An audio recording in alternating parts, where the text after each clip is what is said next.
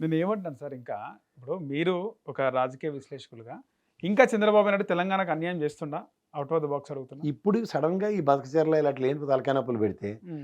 మొదటి దానికే దిక్కు లేనప్పుడు ఇన్నిటి విషయాల్లో ఎందుకు ఫ్రంట్ ఎండింగ్ ఎళ్తుందన్నదే ప్రశ్న కింద ఉంటది. ఓకే.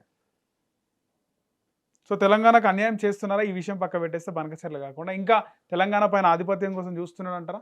ఏముందని ఆధిపత్యం? హ్మ్. ఎవడు మిగిలాడు ఇంక అందులో? హ్మ్. అరవింద్ కుమార్ గౌడ్ తప్ప నాకు ఇంకెవడు పనికొచ్చినోడు కనపట్లేదు అందులో. తెలుగుదేశం పార్టీ క్యాడర్ ఉన్నా దాని కదలిక లేవు కదా సార్. అరవింద్ కుమార్ గౌడ్ అనే పాత యోధుడు తప్ప, మహా అయితే రావుల చంద్రశేఖర్ రెడ్డి గారు మొన్నటిదాకా ఉన్నారు. ఆయన ఉంటే కొంచెం ఏదో ఒక సౌమ్యుడు, మంచి మనిషి అని. ఇప్పుడు ఆయన కూడా లేడు. ఎవరున్నారు సార్ ఆ పార్టీలో? ఎవరు లేరు సార్ మరి పార్టీలో. లేనప్పుడు దేనికి అలవాటు పడిపోతున్నారు? హ్మ్. ఎందుకు మళ్ళీ బీఆర్ఎస్ వాళ్ళు ఊరికే ప్రతిసారి చంద్రబాబు నాయుడిని టార్గెట్ అవును. చేస్తున్నారు? నెక్స్ట్ పక్క రాష్ట్ర ముఖ్యమంత్రి ఆయనే కదా! హ్మ్. ఇప్పుడు కొట్లాడవలసింది ఏముంది? ఇక్కడ ఉన్న తెలంగాణలో గతంలో కాంగ్రెస్‌తోను. జగన్మోహన్ రెడ్డి విషయంలో ఇలా లేరు కదా సార్ వాళ్ళు. అదే చెప్తున్నాను. అప్పుడు సుహృద్భావ వాతావరణం నెలకొంది. హ్మ్. అబ్బాయి బాబాయ్. ఆ తేడా ఉంది కదా! హ్మ్. ఇతను ఒక సామరస్యంగా కాళేశ్వరం ప్రాజెక్ట్‌కి ఆటికి జగన్మోహన్ రెడ్డి ఏమి అడలే కదా! హుహు. అడిగితే ఓట్లు దండుకునే ప్రయత్నమా? చంద్రబాబును పూచిక చూపించి తెలంగాణ సెంటిమెంట్‌ని మళ్ళీ రగిల్చే ఎక్కడ? ప్రయత్నమా? తెలంగాణలో. అంత సెంటిమెంట్ రగిలిచ్చేస్తే మొత్తం తెలంగాణలో గెలిచే ఉందరు కదా! ఈసారి ఇది గ్రేటర్ హైదరాబాద్‌కే మళ్ళొచ్చే పరిమితం. ఎన్నికల్లో. ఇప్పుడు ఎప్పుడైతే మీకు అదే చెప్తున్నాను. తెలంగాణలో బీఆర్ఎస్ పార్టీకి రెండోసారి అడ్వాంటేజ్ ఎలా వచ్చింది? హ్మ్. తెలుగుదేశం పార్టీ పూచిక. కాంగ్రెస్‌తో ర్యాలీ అయినప్పుడు. హ్మ్. ఇప్పుడు ర్యాలీ అవ్వకపోయినా రేవంత్ రెడ్డి గారు అనే నెపాన్ని పెట్టుకొని ఆళ్ళకి పని సులువు అవుతుంది కదా! ఓకే. ఇక్కడ మీరు ఒక విషయం చెప్పాలి సార్. ఆంధ్రప్రదేశ్, ఉమ్మడి ఆంధ్రప్రదేశ్ నుంచి ఇప్పటి వరకు కూడా 4 సార్లు ముఖ్యమంత్రిగా చేసిన ఏకైక వ్యక్తి చంద్రబాబేనా? చంద్రబాబు గారు. అదొక రికార్డ్. కానీ కేసీఆర్ గారికి అరుదైన రికార్డు హాట్రిక్. ఎవరు కూడా 3 సార్లు లైన్‌గా ముఖ్యమంత్రి అవ్వలేదు కదా సార్. తెలుగు రాష్ట్రాల హిస్టరీలో ఉమ్మడి రాష్ట్రం నుంచి. కానీ మూడోసారి హాట్రిక్ మిస్ చేసింది ఘనత, క్రెడిట్ మొత్తం రేవంత్ రెడ్డిదంటారు. ఖచ్చితంగా. హ్మ్. రెడ్డి సామాజిక వర్గ పునరేకీకరణ. హ్మ్. నేనెప్పుడు చెప్తున్నాను. ఏదేమైనప్పటికి కూడా కేసీఆర్‌కి అయితే హ్యాట్రిక్ మిస్ అయింది. ఖచ్చితంగా మిస్ అయింది. ఒకవేళ ఆయనకు హ్యాట్రిక్ కొట్టింటే అదొక హిస్టరీ. హిస్టరీ ఉందను. హ్మ్. కొత్తగా ఏర్పడిన రాష్ట్రాల్లో అంటే హిస్టరీ ఏం లేదు. కొత్తగైనా పాతగైనా కూడా హ్యాట్రికే కదా సార్. హ్యాట్రిక్ ముఖ్యమంత్రిగా ఉండుందురు. కానీ రేవంత్ రెడ్డి కాంగ్రెస్ పార్టీని ఈ స్థాయికి తీసుకురావడంలో మాత్రం ఆయన కృషి వెలకట్లేదు. హ్మ్. కాడు వదిలేసిన పార్టీ ఒక బట్టి విక్రమార్క గారు తప్ప బిగ్గెస్ట్ ఛాలెంజ్ ఏంటంటే సార్. నల్గొండ రెడ్డిని ఎవరిని నమ్మే పరిస్థితి కాంగ్రెస్ అధిష్టానం లేదు. ఉదాహరణకు కోమటిరెడ్డి బ్రదర్స్కి, ఉత్తమ కుమార్ రెడ్డి గారికి క్రెడిబిలిటీస్ లేవు అక్కడ. ఎందుకు సార్ అది? వాళ్ళు నమ్మరు. ముందు రోజు జెండాలు కట్టుకుని తెల్లారితే వేరే పార్టీ మారిపోయే పరిస్థితి దగ్గర నుంచి వేరే పార్టీకి గెంతేసి మళ్ళీ మా తల్లిలాంటి పార్టీ అని కథలు చెప్పుకుని వెనక్కి ఇక్కడ పార్టీ కండువా కప్పుకొని కూడా ఇంటర్నల్‌గా న్యూట్రల్‌గా ఉన్నారు అనే ఆరోపణలు గతంలో వచ్చినాయి. ఉత్తమ్ కుమార్ రెడ్డి గారు ఎప్పుడు బీఆర్ఎస్ పక్కనే ఉన్నారని ఆయన అధ్యక్షత ఏదో వహించిన గతంలో అన్నాళ్ళు. కలిసి సినిమా చూసినారు. ఆ? మహేష్ బాబు సినిమా చూసినారు. కేటీఆర్, ఉత్తమ్ కుమార్ రెడ్డి కలిసి అని చెప్పి. సినిమా ఏంటి? కాంగ్రెస్ పార్టీకి సినిమా చూపించిన గొప్ప ఘనకీర్తి ఉత్తమ్ కుమార్ రెడ్డి గారికి ఉంది. హ్మ్. సో అంచేత ఆ క్రెడిబిలిటీలో సోనియమ్మ ఇలా ఎప్పుడూ కన్సిడర్ చేయలేదు. హ్మ్. అక్కడ రేవంత్ రెడ్డి గారు అనే వ్యక్తి ఒక వైటల్ రోల్ ప్లే చేసి హ్మ్. మహబూబ్నగర్, ఖమ్మం, నల్గొండ, వరంగల్ జిల్లాలో ఉన్న రెడ్డిలందరినీ ఏకతాటి మీద తీసుకురావడానికి ఒక బృహత్తర కృషి చేసాడు అతను. పెద్దలు జానారెడ్డి గారి ఆధ్వర్యంలో ఆయన గైడ్లైన్స్లో వీళ్ళందరినీ కట్టడి చేసి కట్టడంటే నేను ఈసారి మనకు అధికారం అన్న దగ్గర పెద్దలు దామోదర్ రెడ్డి గారు ఇలాంటి వాళ్ళందరూ కూడా మంచి సంధానపరుచుకున్నారు, సమన్వయపరుచుకున్నారు. రైట్. దాని పర్యవసానం దక్షిణ తెలంగాణలో అంత పట్టులేని బీఆర్ఎస్ పార్టీని నిలువరించడానికి అడ్వాంటేజ్ వచ్చింది. రైట్. కానీ ఇక్కడ దక్షిణ తెలంగాణలో అంతా బీఆర్ఎస్ పార్టీకి పారాచూట్ నాయకులే, తెలుగుదేశం నుంచి కాంగ్రెస్ నుంచి గెంతుకొచ్చిన వాళ్ళే. సో అలాంటప్పుడు క్యాడర్ అంతా కాంగ్రెస్ పట్ల ర్యాలీ అవుతున్న క్యాడర్ దిక్కులేక బీఆర్ఎస్కి వెళ్ళింది తప్ప ఇప్పుడు కాంగ్రెస్ మళ్ళీ పునరుత్థానం తెచ్చుకున్నప్పుడు క్యాడర్ మళ్ళీ వాళ్ళకి రావడానికి అడ్వాంటేజ్ ఉంటుంది. రైట్. అంచేది బీఆర్ఎస్కి ఆ వాక్యూమ్ ఎప్పుడైనా సరే దక్షిణ తెలంగాణలో నింపుకోవాల్సిన బాధ్యత వీళ్ళ మీదే ఉంటుంది. మీరు ఒకసారి గమనిస్తే ఇక్కడ కేటీఆర్‌కి హరీష్ రావు ఉండు, కేసీఆర్ ఉండు. కానీ రేవంత్ రెడ్డికి ఎవరు లేరు సపోర్ట్.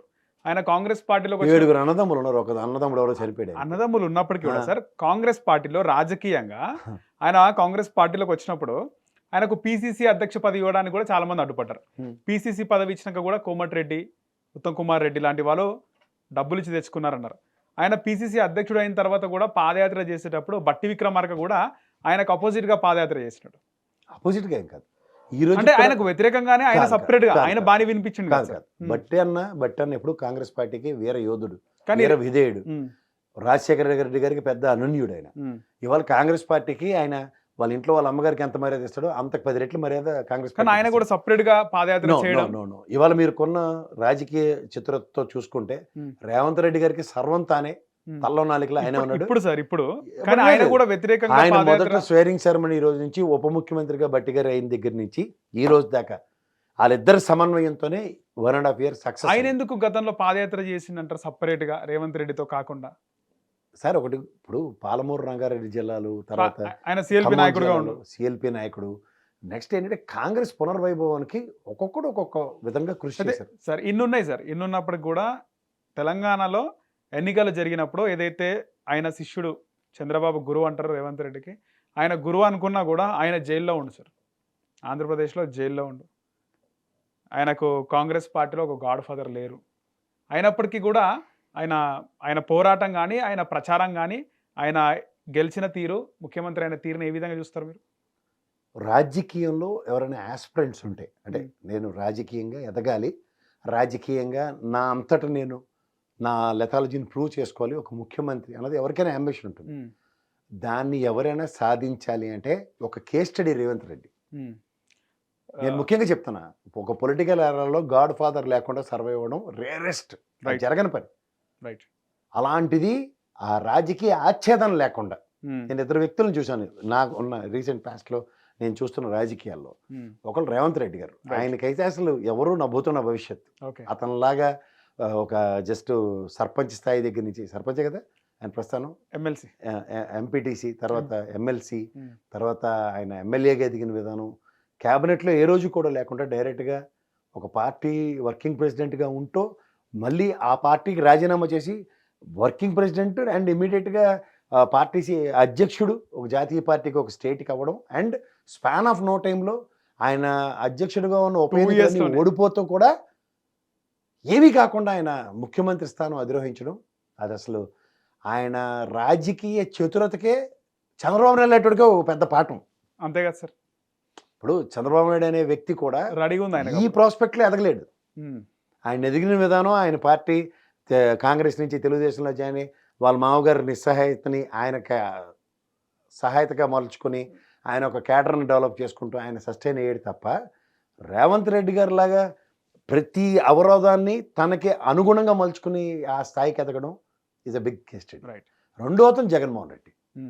తండ్రి ఆచ్ఛేదనంతో ఉండి కాంగ్రెస్లో మా అయితే మా మర్రి శశిధర్ రెడ్డి గారి అబ్బాయిలు అయితే కోట్ల విజయభాస్కర్ రెడ్డి అబ్బాయి, సూర్యప్రకాష్ రెడ్డి, చాలా మంది ముఖ్యమంత్రులు టీజీఆర్ కొడుకుల్లాగా మిగిలిపోకుండా తనకంటూ తను ఒక పొలిటికల్ ఆరాని క్రియేట్ చేసుకున్న వ్యక్తి ఎవడంటే జగన్మోహన్ రెడ్డి.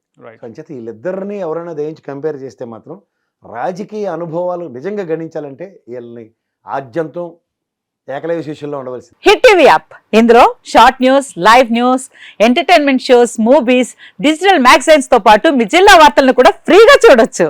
ఇంకెందుకు ఆలస్యం, వెంటనే హిట్ టీవీ యాప్ ని డౌన్లోడ్ చేసుకుని ఫ్రీగా ఎంటర్టైన్మెంట్ పొందండి. Hit TV app. Hit TV app. Please download hit TV app. Hit TV app ని ఫ్రీగా డౌన్లోడ్ చేసుకుని ఎంజాయ్ చేయండి. మీకు నచ్చిన ఎంటర్టైన్మెంట్ కోసం హిట్ టీవీ యాప్ ని ఫ్రీగా డౌన్లోడ్ చేసుకుని ఎంజాయ్ చేయండి. హిట్ టీవీ యాప్ ని డౌన్లోడ్ చేసుకుని ఆస్వాదించండి, ఆశీర్వదించండి. ఇంతమంది సెలబ్రిటీలు హిట్ టీవీ యాప్ ని డౌన్లోడ్ చేసుకోండి అని చెప్తున్నారంటే ఎంత మంచి యాప్ ఆలోచించండి.